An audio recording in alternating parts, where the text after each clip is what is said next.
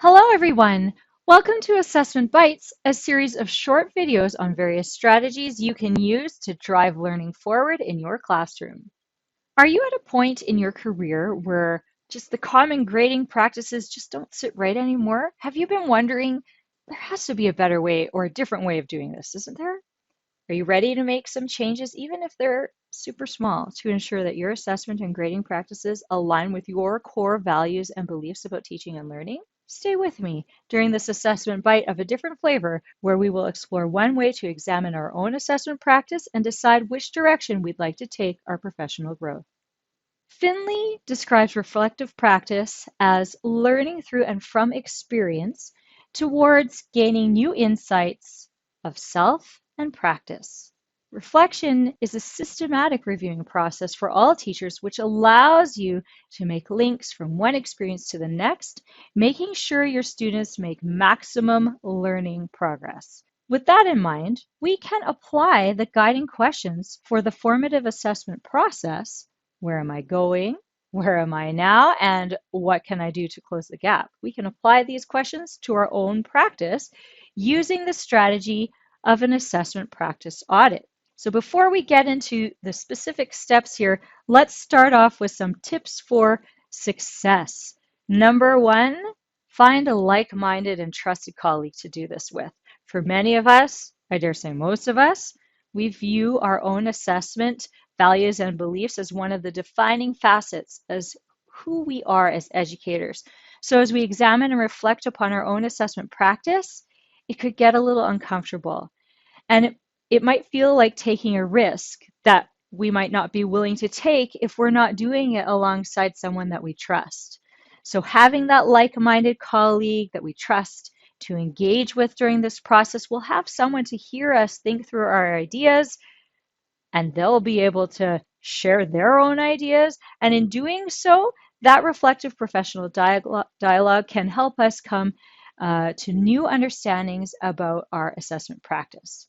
Of course, if you find yourself in a situation where you don't feel comfortable with any colleague, or you're new and maybe you don't have any teacher friends around yet, then experts recommend that you write your musings and questions, revelations, etc., into a journal. After all, as researcher Brené Brown says, we move what we're learning from our heads to our hearts through our hands. So let's dive in. Step one answers the question, where am I now? We do this by taking the formative assessment pulse of your classroom. Reflect on 3 actual lessons in your classroom, not ones that you've done before, the ones you're doing right away. 3 separate lessons, 3 separate days. And the primary goal of taking these 3 pulse points is to really learn more about the assessment information gathered during a typical lesson. How do you typically gather information about student progress? What's the typical source of that information? And this might look really different depending on what grade you teach, right? In grade 1, you're not typically going to get a lot of written products from students, but in our older grades, that's when we start to see more written products. Do you use what you gather to inform student learning actually during the lesson, or do you use this information that you gather to summarize and grade it? What role do the students play during the lesson? Do they have a hand in gathering assessment information and using it to improve their learning? Are students engaged during the process as self-regulated, assessment-capable learning partners? We have a graphic organizer to help you take these 3 pulse points. So notice how it lists many different types and methods of assessment. And of course, we know this is not an exhaustive list, so feel free to add to this list as you go.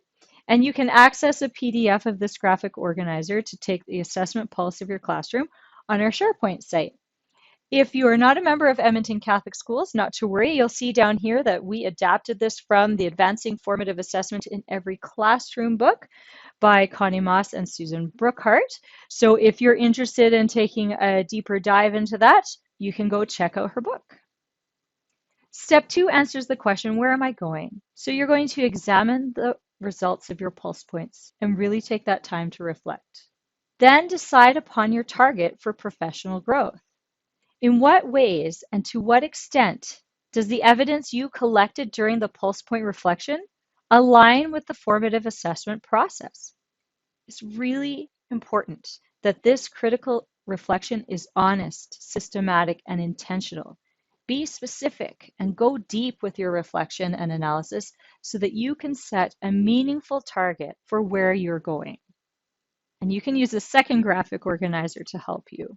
If you're ready, you're welcome to access this on our SharePoint site again and get yourself started. Step 3 is to answer, what can I do to close the gap?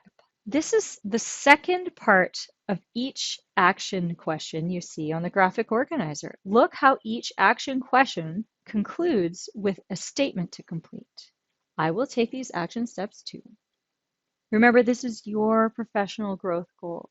You don't have to name action steps for each action question. Rather, you may choose where you'd like to start. And step 4, we just thought we'd slide this one right in here. Share those goals and ideas with a teacher friend. Teacher friends build each other up, encourage and support each other, can be sounding boards.